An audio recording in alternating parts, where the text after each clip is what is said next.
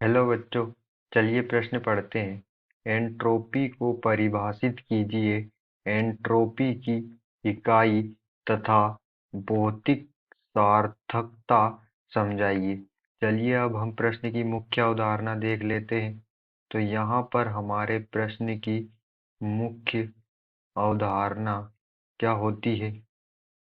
Entropy जो होती है, जिसे हम एस से दर्शाते हैं, वो समानुपाती होती है अव्यवस्था के। वो सीधे समानुपाती होती अव्यवस्था के। यदि हमारी अव्यवस्था बढ़ती है तो जो हमारी एंट्रोपी एस है वह भी बढ़ेगी। यदि अव्यवस्था घटती है तो हमारी जो एंट्रोपी है वह भी घटेगी, क्योंकि यह जो अव्यवस्था के सीधे समानुपाती होती है। एंट्रोपी जो होती है वो गैस की ज़्यादा होती है, क्योंकि गैस के अणुओं की अव्यवस्था ज़्यादा होती है।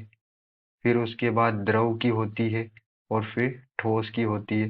तो हम यहाँ पर देखें कि गैस की अव्यवस्था ज़्यादा होती है द्रव से, और द्रव की अव्यवस्था ज़्यादा होती है ठोस से। इसीलिए यह जो क्रम है वो एंट्रोपी का बढ़ता हुआ क्रम है। अब एंट्रोपी जो होती है वो एंट्रोपी एस अवस्था फलन होती है। अवस्था ऊष्मागतिकी की अवस्था फलन होती है। यह मार्ग पर निर्भर नहीं करती। यह मार्ग पर निर्भर नहीं करती है। यह सिर्फ एंट्रोपी जो होती है वो प्रारंभिक और अंतिम, सिर्फ प्रारंभिक और अंतिम स्थिति पर निर्भर करती है।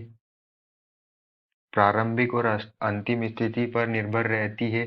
यह मार्ग पर निर्भर नहीं करती।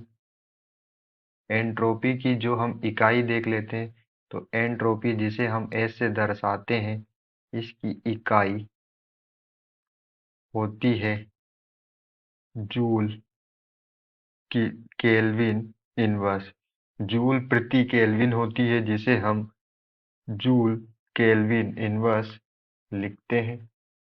अब हम और यहाँ पर जो एंट्रोपी का जो सूत्र होता है वो बराबर होता है एस बराबर क्यू।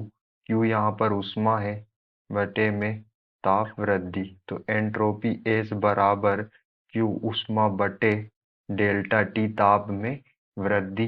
अब हम यहाँ पर भौतिक सार्थकता देख लेते हैं। एंट्रोपी की भौतिक सार्थकता, तो यह किसी प्रणाली के एंट्रोपी जो होती है यह किसी प्रणाली के ऊष्मी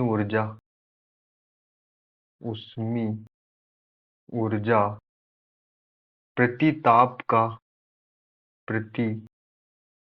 का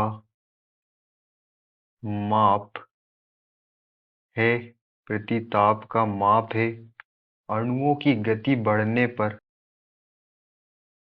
अणुओं की गति बढ़ने पर एंट्रोपी बढ़ती है। एंट्रोपी भी हमारी जो है क्या हो जाती है, बढ़ती है, बढ़ जाती है, जिससे कार्य भी बढ़ता है। जिससे जो कार्य होता है वह भी बढ़ता है। तो किसी भी प्रणाली के जो ऊष्मीय ऊर्जा प्रति ताप का माप क्या होती है, एंट्रोपी होती है। और अणु की गति बढ़ने पर, अणु की गति बढ़ती है तो उनकी अव्यवस्था बढ़ती है, और अव्यवस्था डायरेक्ट समानुपाती होती है एंट्रोपी की। जब किसी अणुओं में गति होती है तो उनकी अव्यवस्था बढ़ेगी, और अव्यवस्था बढ़ेगी तो एंट्रोपी बढ़ती है। और एंट्रोपी बढ़ने से डब्ल्यू जो वर्क होता है वह भी बढ़ता है।